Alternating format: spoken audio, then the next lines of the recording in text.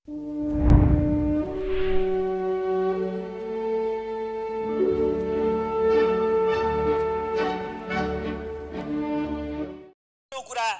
यसले शिक्षा, खानेपानी र पूर्वाधार विकासको प्रक्रियालाई निरन्तरता दिने अगाडि सारेको छ। र पाँचौं, यसले नयाँ योजनाहरू होइन, पहिलाका तर अन्तिम गर्न सकिने, आगामी वर्ष सक्न सकिने विकास आयोजनाहरूलाई प्राथमिकतामा राखेर त्यसलाई सम्पन्न गर्ने कार्यक्रम अगाडि सारेको छ। र छैटौं, यसले संहिता क्रियान्वयनको प्रक्रियालाई अगाडि बढाउन आजको सन्दर्भमा संहिता झन आवश्यकता भएको र यसको औचित्य थप पुष्टि भएको सन्दर्भमा वित्तीय संहिता क्रियान्वयन गर्नलाई यसले प्राथमिकता राखेको छ। यसरी हेर्दा यसले सिद्धान्त र उद्देश्यको कोणबाट होस्, त्यो सिद्धान्त र उद्देश्य अन्तर्गत प्राथमिकताको क्षेत्र निर्धारण गर्दा होस्, यसले आजको राष्ट्रको असामान्य परिस्थितिलाई सम्बोधन गर्नका निम्ति आवश्यक कार्यक्रम बजेट मार्फत प्रस्तुत गरेको छ। यसलाई क्रियान्वयन गरेर जानुपर्ने आवश्यकता छ। यसको सन्दर्भमा यसले यो सिद्धान्त, उद्देश्य र प्राथमिकताका कार्यक्रमभित्र रहेर थुप्रै नेपाली जनताको आशा र आकांक्षा अनुसारका कार्यक्रमहरू अगाडि सारेको छ। त्यसलाई सरसर्ती रूपमा हेर्ने हो भने यसले स्वास्थ्य तथा जनसङ्ख्या मन्त्रालयको बजेटलाई 32% वृद्धि गरेको छ। कोरोना रोकथाम, नियन्त्रण र उपचारको निम्ति 6 अरब विनियोजन गरिएको छ। त्यस्तै राजधानीमा 300 बेडको छुट्टै सर्वरोग अस्पताल बनाउने, सबै प्रदेशहरूमा चाहिँ यो स्वास्थ्य पूर्वाधार निर्माण गर्न र 12 अरब खर्च विनियोजन गर्ने, सबै प्रदेशमा स्वास्थ्य सर्वरोग अस्पताल स्थापना गर्ने, सबै यो राजमार्गका ठाउँमा ट्रमा सेन्टरहरू स्थापित गर्ने, सबै प्रदेशमा अत्याधुनिक स्वास्थ्य प्रयोगशाला निर्माण गर्ने र विदेशबाट आउने सबैको स्वास्थ्य परीक्षण नाकामै गर्नको लागि स्वास्थ्य डेस्कको स्थापित गर्ने, 3 वर्षभित्रमा स्वास्थ्य बिमा सबैलाई सुनिश्चित गर्ने र आगामी वर्ष 40%लाई स्वास्थ्य बिमा उपलब्ध गराउने, अन्तर्राष्ट्रिय स्तरको राष्ट्रिय रोग निदान केन्द्रको स्थापना गर्ने, सेटेलाइट क्लिनिकहरू सञ्चालन गर्ने, निजी अस्पतालका चिकित्सकहरूलाई जिल्ला अस्पताल र स्थानीय स्वास्थ्य संस्थाहरूमा काम गर्ने स्थिति सुनिश्चित गर्ने काम स्वास्थ्य क्षेत्रमा गरिएका छन्। त्यस्तै रोजगारीको क्षेत्रमा 8 लाख श्रमिकहरूलाई रोजगारी उपलब्ध गराउने कार्यक्रम ल्याएको छ। र त्यस्तो स्थितिमा विदेशी नागरिकहरूलाई देशभित्र बिना रोकटोक जथाभावी श्रम गर्ने स्थितिलाई अन्त्य गर्न राष्ट्रले आवश्यक ठानेको अवस्थामा मात्रै विदेशी नागरिकलाई श्रमको निम्ति आधार तयार पार्नका निम्ति वर्क परमिट अथवा श्रम इजाजत पत्र लागू गर्ने कार्यक्रम ल्याएको छ। त्यो अत्यन्तै सही छ, सामयिक छ। त्यस्तै गरेर सामाजिक सुरक्षाको हकमा सबै विपन्न, अशक्त, अपाङ्गता भएका व्यक्तिहरू, एकल महिला, ज्येष्ठ नागरिक र लोपोन्मुख र सीमान्तकृत समुदायलाई सामाजिक सुरक्षा भत्तालाई निरन्तरता दिने नीति ल्याएको छ। दलित, कर्णाली क्षेत्र र तराई मधेस लगायतका गरिबीको रेखामुनि रहेका 13 लाख चाहिँ बालकलाई संरक्षण गर्ने नीति ल्याएको छ। शहीद तथा द्वन्द्व पीडितलाई राज्यको तर्फबाट संरक्षण गर्ने नीति ल्याएको छ। भूमिहीन दलितलाई आगामी वर्ष नै आवासको लागि जग्गा उपलब्ध गराउने कार्यक्रम ल्याएको छ। गरिब घर परिवार सर्वेक्षण आगामी वर्ष सक्ने र राज्यले सुविधा दिने गरी उनीहरूलाई परिचय पत्र वितरण गर्ने र राज्य सुविधाको सूचीमा उनीहरूलाई लक्षित समूहको रूपमा स्थापित गर्ने महत्त्वपूर्ण कार्यक्रम पनि बजेटमा समावेश गरिएको छ। अर्को कुरा कृषि क्रान्तितिर उन्मुख हुने गरी सिंचाई, मल, बिउ, पुँजी, प्रविधि र बजारलाई सुनिश्चित गर्ने कार्यक्रम ल्याएको छ।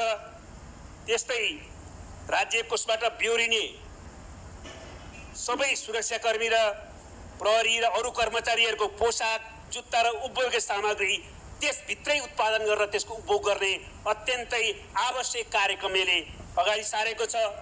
आगामी वर्ष आधारभूत शिक्षामा सबैको पहुँचलाई सुनिश्चित गरिएको छ। विपन्न, अपाङ्गता भएका शहीदका छोराछोरी र जीवनदारलाई 26 लाख विद्यार्थीलाई छात्रवृत्ति दिने कार्यक्रम ल्याएको छ। दिवा खाजा कार्यक्रमलाई अब 43 जिल्लाको सट्टा देशव्यापी बनाउने कार्यक्रम ल्याएको छ। 13,40,000 1000 छात्रहरूलाई निःशुल्क सेनिटरी प्याड उपलब्ध गराउने कार्यक्रम ल्याएको छ। 6000 स्वयंसेवक शिक्षकहरू परिचालन गर्ने कार्यक्रम ल्याएको छ। UGC को अनुदान नतिजामा आधारित गर्ने कार्यक्रम ल्याएको छ। प्रत्येक प्रदेशमा बहुप्राविधिक शिक्षालयको कार्यक्रम पनि ल्याएको छ।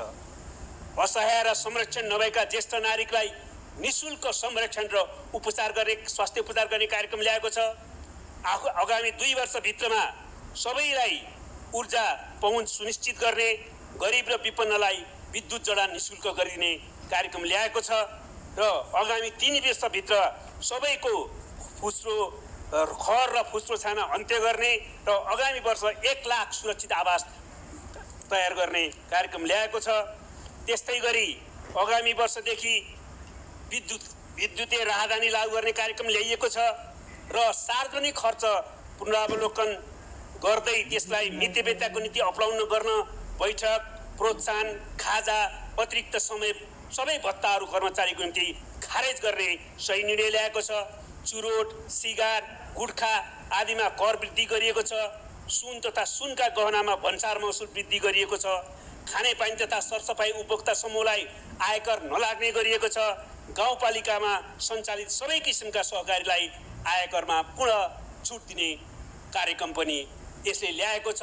साथै योगदानमा आधारित सामाजिक सुरक्षा कासको सन्दर्भमा यो जुन कोरोना प्रभावित अवधिभरको रोजगारदाता र श्रमिकले जम्मा गर्नुपर्ने रकम राज्यले नै राखिदिने र त्यो रकमको कोषबाट रोजगारदाताले त्यस बिचका तलबको निम्ति उपयोग गर्न सक्ने र पछाडि सामर्थ्य फिर्ता गर्ने जस्ता कार्यक्रमहरू पनि ल्याएको छ। यसरी थुप्रै अत्यन्तै राम्रा कार्यक्रमहरू ल्याएको छ जसलाई क्रियान्वयन गरेर नै हामी अहिले जनता बचाउने, अर्थतन्त्र बचाउने र देशलाई समृद्धि उन्मुख गराउने दिशातिर जान सकिन्छ। यस्तो बजेट ल्याएकै सन्दर्भमा पनि प्रमुख प्रतिपक्षी लगायत कतिपय व्यक्तित्वहरूले यसमाथि 2-3 चाहिँ आरोपहरू लगाउने अथवा चिन्ता व्यक्त गर्नुभएको छ। त्यसमा पहिलो कुरो त बजेटको आकार ठुलो भयो, यति यो यथार्थवादी भएन भन्ने छ। बजेटको आकार यो यथार्थसम्मत छ। बजेटको आकारका सन्दर्भमा मैले यस अगाडि प्री बजेट डिस्कसनमा पनि भनेको थिएँ, अहिले सङ्कट पर्यो भनेर बजेटको आकार साह्रै सानो बनाउने ढङ्गले सोच्नु हुँदैन। महत्त्वाकांक्षी, धेरै महत्त्वाकांक्षी नराखौँ, तर यथार्थसम्मत नै हामीले ठिकै साइडको बजेट ल्याउनुपर्छ भनेर भनेका थियौँ र अहिले त्यसै अनुसार बजेट आएको छ। यो बजेटको हाम्रो आय जो स्थिति छ, आयको अनुमान त्यसलाई पुरा गर्न सकिने खालको छ। त्यसकारणले यो अतिरञ्जित प्रकारको साइज भयो भन्ने कुरा सही होइन। आर्थिक वृद्धि दर 7% असम्भव छ भन्ने कुरा पनि चर्चामा आउने गरेको छ। 7% आर्थिक वृद्धि पनि सम्भव छ। अब अलिकति यताउता जहिले पनि हुने गरेको छ, तर यसलाई 2टा कोणबाट हेर्यो भने यो वृद्धि सम्भव छ। एउटा त कृषिमा मौसमको अनुकूलता यस वर्ष रहनेछ। दोस्रो, 15 लाख करिब अझ दक्षयुक्त अर्को क्षेत्रमा काम गरिरहेकाहरू पनि कृषिमा अहिले श्रमिकको रूपमा जाने र कृषि व्यवसायमा जाने सम्भावना छ। त्यसैले गर्दाखेरि कृषि उत्पादनमा हुने वृद्धि मात्रै हेर्ने हो भने पनि यो सम्भावना छ। त्यसै गरेर यो आर्थिक वृद्धि दरलाई हामीले बेस इयरको आधारमा पनि हेर्नुपर्ने हुन्छ। अहिलेको बेस इयर इफेक्टको हेर्ने हो भने अहिले हाम्रो आर्थिक वृद्धि दर 2% मात्रै हुने स्थितिमा त्यसलाई ल्याएर हेर्दाखेरि 7% आर्थिक वृद्धिको सम्भावना छ। हामीले भूकम्पको बेलामा हेऱ्यौँ भने भूकम्पको बेलामा आर्थिक वृद्धि हाम्रो स्वात्तै तल झरेको थियो। त्यसकारणले अर्को वर्ष हाम्रो आर्थिक वृद्धि 7% पुग्ने हाम्रो अनुमानलाई त्यसले पुरा गरेको थियो, बढाएको थियो। त्यसकारणले आर्थिक वृद्धि पनि वस्तुसम्बन्धी छ। त्यसै गरी अर्को ऋण, यो चाहिँ जो आन्तरिक र बाह्य ऋणको कुरा गरिएको छ, यो चाहिँ वस्तुसम्भव छैन, यति उठाउन सम्भव छैन जो भन्ने कुरा गरिएको छ, त्यो पनि त्यस्तो स्थिति होइन। हामीले अझ, मेरो विचारमा त अझ ऋणलाई बढी उठाएर भने बजेटको थोरै साइज बढाउनु पनि सकिन्थ्यो जस्तो लाग्छ। तैपनि अर्थमन्त्रीज्यूले अहिलेको आवश्यकता अनुसार आन्तरिक र बाह्य ऋणको सन्दर्भमा जति यहाँ राख्नु भएको छ त्यो पनि सही छ। त्यसैले यो बजेट यथार्थसम्मत छ, यसलाई क्रियान्वयन गर्नु आवश्यक छ। जतिसुकै चुनौती भए पनि यसलाई क्रियान्वयन गरेर जाँदा अहिले अर्थतन्त्रले भोगेका समस्याहरूलाई चिर्दै अर्थतन्त्रलाई चलायमान र गतिशील बनाउँदै हामी हामीले लक्ष्य गरेको सामाजिक न्यायसहितको समृद्ध नेपाल निर्माणको आधार तयार गर्ने क्षेत्र जान सकिन्छ भन्ने स्पष्ट छ। अब म माननीय अर्थमन्त्रीजीले प्रस्तुत गर्नुभएको बजेटका सन्दर्भमा केही विषयहरूमा गम्भीर ध्यानाकर्षण गराउन पनि चाहन्छु। पहिलो कुरो, अहिले कोभिड-19 को विश्व महामारीको सन्दर्भमा विश्वव्यापी रूपमा एउटा ठुलो रिथिङ्किङ प्रोसेस, पुनर्विचारको प्रक्रिया सुरुवात भएको छ। हाम्रो जीवन दृष्टिकोणमा, हाम्रो विकासको ढाँचामा र हाम्रो सामाजिक आर्थिक राजनीतिक प्रणालीमा हामीले चाहिँ विश्वव्यापी रूपमा बहस भइरहेको देखेका छौँ र नयाँ विश्व व्यवस्थातिर पनि बहस हुँदैछ। तर अहिलेको हाम्रो अर्थमन्त्रीजीले पेश गर्नुभएको बजेटमा यसको सामान्य सङ्केत पनि छैन। हामीले प्रकृति मैत्री र हामीले चाहिँ समाजमुखी यो विकासको ढाँचा अनुरूप अगाडि बढ्ने कुरालाई प्रष्ट आत्मसात गरेर त्यो आधारमा अगाडि बढ्ने एउटा हामीले प्रष्टता हासिल गर्नु पर्थ्यो। त्यसलाई बजेटमा त्यो ढङ्गले अगाडि बढ्ने प्रतिबद्धता सहित आउनु पर्थ्यो। दोस्रो कुरा, कोभिड-19 पछिको असामान्य परिस्थितिलाई सम्बोधन गर्ने बजेट त आएको छ, त्यो सही छ। तर यो हरेक सङ्कट हाम्रो लागि अवसर पनि बन्न सक्छ। कोभिड-19ले हाम्रो लागि एउटा अवसर दिन सक्छ। त्यसकारणले गेम चेन्जिङ भिजन र कमिटमेन्ट यसमा चाहिन्थ्यो, बोल्डनेस चाहिन्थ्यो। असामान्यलाई सम्बोधन गर्न जे सामान्य चाहिन्छ त्यो मात्रै सम्बोधन गर्न हुँदैन थियो। हामीले यतिखेर चाहिँ अत्यन्तै साहसका साथ हामीले नयाँ दिशामा जाने एउटा चाहिँ भिजन र कमिटमेन्ट त्यसमा प्रस्तुत गर्नु पर्थ्यो। त्यसमा सायद अलिक कमी भयो, बोल्डनेस कमी भयो, कमिटमेन्ट कमी भयो जस्तो लाग्छ। तेस्रो कुरा, रोजगारी सृजना र कृषिमा बजेट र घनीभूत योजनामा पनि अझै बढी हामीले केन्द्रित गर्नु पर्थ्यो। त्यो पर्याप्त भएन कि भन्ने लाग्छ। अर्को कुरा, स्वास्थ्य क्षेत्रमा पूर्वाधार विकास सहित थुप्रै महत्त्वपूर्ण कुराहरू ल्याएको छ, अत्यन्तै सही छ। तर एउटा गम्भीर विषय म उठाउन चाहन्छु। स्वास्थ्य क्षेत्रको सुधारको कुरा गर्दा, पूर्वाधार विकासको कुरा गर्दा एक शब्द पनि जनस्वास्थ्यको बारेमा उल्लेख गरिएको छैन। क्युरेटिभ मेडिसिनतिर मात्र ध्यान केन्द्रित गरिएको छ, जबकि विश्वमा अहिले हिजो पनि तर अहिले बढी जनस्वास्थ्यको आवश्यकता, पब्लिक हेल्थ पोलिसीमा जोड दिनुपर्ने आवश्यकता छ भन्ने कुरा स्थापित भएको छ। तर पब्लिक हेल्थ पोलिसीको बारेमा केही पनि उल्लेख छैन, त्यसमा कुनै कार्यक्रम छैन। त्यसैले म यसबारेमा गम्भीर ध्यानाकर्षण गराउन चाहन्छु। यो क्षेत्रबाट हामी खालि क्युरेटिभ मात्रैमा ध्यान दिएर स्वास्थ्य क्षेत्रको सुधार गर्न सक्दैनौँ।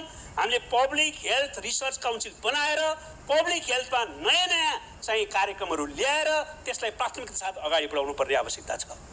त्यसै गरी मैले शिक्षा क्षेत्रमा एउटा नबुझेको कुरा छ। शिक्षा क्षेत्रमा निजी विद्यालयलाई यो सामुदायिक विद्यालयहरूको गुणस्तर सुधार्ने जिम्मा दिने भनेको के हो? यो शिक्षा मन्त्रीलाई पनि मैले सोधेँ, उहाँलाई पनि थाहा छैन। अनि यो कार्यक्रम के हो? यसले के सामुदायिक र आङ्गिक क्याम्पस र सामुदायिक विद्यालयहरूलाई सार्वजनिक र गुणस्तरीय शिक्षाको मूल थलो बनाउने भनेको हाम्रो दृष्टिकोण र प्रतिबद्धतालाई पुरा गर्छ। त्यसकारण यो बारेमा पनि म प्रश्न हुन चाहन्छु। त्यसै गरी सार्वजनिक खर्च पुनरावलोकन आयोगले जो सुझावहरू दिएको छ त्यसलाई क्रमशः क्रियान्वयन गरिनेछ अध्ययन गरेर भनिएको छ। होइन, यसपालि क्रियान्वयन यो गर्ने भनेर हामीले दृढता प्रकट गरेर आउनु पर्थ्यो। यो गरियो, यति खर्च सार्वजनिक क्षेत्रमा कटौती गर्ने निर्णय गरियो भनेर आउनु पर्थ्यो, त्यो भएन। त्यसै गरेर यो स्थानीय क्षेत्र पूर्वाधार साझेदारी कार्यक्रम, जसलाई सामान्य चलनचल्तीमा सांसद विकास कोष पनि भनिन्छ, अहिलेको सङ्कटको बेलामा हामीले सार्वजनिक क्षेत्रको खर्च कटौती गर्न, मितव्ययताको नीति लिन र प्राथमिकताको क्षेत्रमा लगानी गर्न यसलाई खारेज गर्नु पर्थ्यो। यो बजेटको बारेमा औचित्य अनुचित्यको बारेमा यो कार्यक्रमको बारेमा छलफल छ, त्यो छलफल गर्दै जान सकिन्थ्यो। मेरो विचारमा त्यसलाई सधैँ खारेज गर्नुपर्छ, सधैँको लागि भन्ने हो। तर पनि यसपटक भने त्यसलाई खारेज गर्नै पर्थ्यो। मलाई थाहा छ अर्थमन्त्रीजी यो खारेज गर्नु पक्षमा भन्नुहुन्छ, प्रधानमन्त्रीजीसँग कुरा गर्दा उहाँले पनि त्यही भन्यो। के कारणले यो खारेज भएन? यो साहस भएन, साहसको अभाव हो। यो खारेज गर्नै पर्ने कार्यक्रम थियो।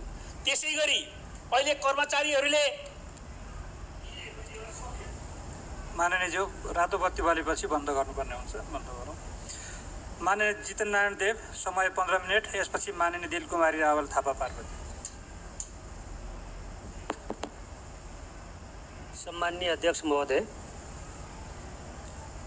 सबभन्दा पहिला सम्माननीय अध्यक्ष महोदय मार्फत नेपाल सरकार र नेपाल सरकारको प्रतिनिधि जसले यो बजेट गरिमामय सदनमा प्रस्तुत गर्नुभएको छ, माननीय अर्थमन्त्रीजी, माननीय अर्थमन्त्रीजीलाई म प्रश्न गर्न चाहन्छु। यो बजेट यो समाजको कुन वर्गको बजेट हो? यो समाजको सुकिला मुकिलाहरूको बजेट मात्रै हो कि यो समाजको सुट र टाई लगाउने वर्गको मात्रै बजेट हो कि यो समाजमा मुस्ताङ्गी स्याउ जस्तो गाला भएको, रातो रातो गाला भएकोहरूको मात्रै बजेट हो कि या यो बजेट मैले बुझ्ने गरेको, पढ्ने गरेको र सुन्ने गरेको कम्युनिस्ट पार्टी भनेको सर्वहारा वर्गको लागि लड्ने, विपन्न वर्गको लागि लड्ने, गरिब वर्गको लागि लड्ने आइडियोलोजी बोकेको पार्टी मैले सुन्ने गरेको, पढ्ने गरेको। तर यो बजेट 83 पेजको यो बजेट हेर्दाखेरि यसमा अति सीमान्तकृत विपन्न र गरिब वर्गको लागि के कार्यक्रम आएको छ? 83 पेजको यो बजेट पुस्तिकामा पेज नम्बर 14 को बुँदा नम्बर 51 मा एक ठाउँमा खाली छुवाएको छ कि कोरोना प्रभावित असङ्गठित क्षेत्रका श्रमिकलाई न्यूनतम ज्यालाको 1/4 बराबरको खाद्यान्न राहत स्वरूप प्रदान गर्न रकमको व्यवस्था गरेको छु। सम्माननीय अध्यक्ष महोदय, म अर्थमन्त्रीजीलाई सोध्न चाहन्छु, यो मुलुकमा केही दिन अगाडि मात्रै लकडाउनको कारण, यो राजनीतिक लकडाउनको कारण पार्टीभित्रको आन्तरिक गणितको बन्दीबाट सृजित लकडाउनको कारण आज सप्तरी जिल्लामा मलरसदा खान नपाएर भोकै प्राण त्याग गर्यो। मलरसदा खान नपाएर भोकै कीर्तिपुरको रोडमा सूर्यबहादुर तामाङ दाम्लो र बोको छातीमा राखेर प्राण त्याग गर्यो। आज हजारौं लाखौं मलरसदा र सूर्यबहादुर तामाङ यो मुलुकमा छ। त्यसको लागि राहत, त्यसको लागि सहयोग, त्यसको लागि बजेट खोइ कहाँ बजेट विनियोजन भएको छ? त्यसको लागि के त्यसको लागि बजेट विनियोजन हुनु हुँदैन थियो? यी हुन् मुखमा ओठमा माड नलाग्ने, दिनभरि काम नगर्दा बेलुका आफू खान नपाउने, छोराछोरी खान नपाउने, श्रीमती खान नपाउने, खाली खुट्टा हिँड्ने यी वर्ग, यो वर्गको लागि यो बजेटमा केही छैन। पहिलो मेरो 2 अरबको कमसेकम जीडीपी को 5% राहत प्याकेज ल्याउँ भनेर देशभरिका अर्थशास्त्रीहरूले, देशभरिका संस्थाले र त्यति मात्रै होइन कि प्रतिनिधि सभाको अर्थ समिति समेतले 1 अरब र 88 करोडको कमसेकम पुग्न 2% को राहत प्याकेज ल्याउनु पर्छ सरकारले माग गर्दा गर्दै पनि त्यो सारा मागलाई अस्वीकार गरेर यो बजेट आएको छ। पहिलो मेरो टिप्पणी। त्यसकारणले यो अर्थमा मैले भन्दाखेरि सायद अत्युक्ति नहोला, शब्द अलिकति कडा होला, तर यो गरिब मारा बजेट रहेछ। यो बजेट त्यो वर्गलाई हेर्न सकेन। पहिलो मेरो टिप्पणी। दोस्रो लकडाउनको बन्दाबन्दीको कारण आपूर्ति श्रृङ्खला भत्किएकोले काला बजारिया, जमाखोर, बिचौलियाको जगजगीको कारण बजारमा कृत्रिम रूपमा सिर्जना गरिएको महँगी र अभाव बारेमा यो बजेट र त्यो कृत्रिम अभाव र महँगीलाई रोक्नको निमित्त फलाना मन्त्रालयहरूमा फलाना संयन्त्रहरूको मार्फत यसरी मैले नयाँ ढङ्गले विशिष्ट परिस्थितिमा, कोरोनाको विशिष्ट परिस्थितिमा बजेट विनियोजन गरिएको छ भने यो 83 पेजमा कुन ठाउँमा छ? यो समस्या हो कि होइन? दोस्रो कुरो मेरो कुरा। तेस्रो कुरा, मुख्य प्राथमिकता कोभिड कोरोना भाइरसको कुरा। यो बजेटमा यसरी पेश गरिएको छ कुराहरूलाई कर्मकाण्डी ढङ्गले, परम्परागत ढङ्गले कि यो मुलुकमा कोरोना भाइरस नै छैन। श्रावण 1 गतेदेखि यो मुलुकमा कोरोना भाइरस रहँदैन भन्ने प्रिपोजिसनको आधारमा, भन्ने मान्यताको आधारमा बजेटलाई अगाडि सारिएको छ। धमाधम मान्छे मरिराखेको छ। हाम्रै देशका सेनाले, सेक्युरिटीले, डक्टरहरूले भनिराखेको छ कि असारसम्म इन्क्रिजिङ ट्रेन्डमा जान्छ। हाम्रो मुलुकमा कोरोना अहिले एकदम वेगवान ढङ्गले इन्क्रिजिङ ट्रेन्डमा गइराखेको छ। क्वारेन्टाइन अहिले मान्छे मर्ने स्रोत क्वारेन्टाइन भइराखेको छ। आज बिहानै पनि, हिजो पनि डडेलधुरामा, दैलेखमा र गुल्मीमा, आज बिहानै पनि गुल्मीमा 3 जना मान्छे क्वारेन्टाइनमा मरेको छ। खुब बाहबाही गरिरहेछ। स्वास्थ्यमा धेरै बजेट राखियो। कति बजेट राखियो? 6%, 6.149% बजेट राखिएको छ। WHO लगायत देशका सम्पूर्ण स्वास्थ्यसँग जोडेका संस्थाहरूले कमसेकम यसपालि 10% बजेट आओस् स्वास्थ्यको क्षेत्रमा भन्यो। तर 6.5% को हाराहारीमा बजेट ल्याएको छ नेपाल सरकारले। र त्यसमा पनि मुख्य रूपमा कोभिड कन्सन्ट्रेटेड रूपमा 6 अरबको बजेट छ। त्यो 6 अरबको बजेटमा एउटा PCR टेस्टको मेसिन, एउटा PCR टेस्टको किट किन्नको लागि कति पैसा चाहिन्छ भन्ने कुरा अर्थमन्त्रीजी त राम्रै अर्थशास्त्री हुनुहुन्छ, उहाँले हिसाब गर्नु भएको छ कि छैन? आज अहिलेको जुन क्वारेन्टाइनको अवस्था छ के त्यो क्वारेन्टाइनको अवस्थालाई तपाईँले स्ट्यान्डर्डाइज गर्नुहुन्न भने कि यो क्वारेन्टाइनले र अहिले जति भेन्टिलेटर यो मुलुकमा छ निजी र सार्वजनिक क्षेत्र लगाएर, दुवै क्षेत्र लगाएर तपाईँको 6 अरब रुपैयाँले के गर्नुहुन्छ? त्यही मार चटाउने काम गर्नुहुन्छ। यो 6 अरब रुपैयाँले कोभिडको चुनौतीसँग सामना गर्न सकिन्छ? PCR को अवस्था त्यो छ, दिन बढिराखेको छ। क्वारेन्टाइनको अवस्था त्यस्तै छ। भेन्टिलेटरको आवश्यकता छ। PPE पुगेको छैन। अहिले नै महाकाली अञ्चलबाट सुदूरपश्चिमबाट आइराखेको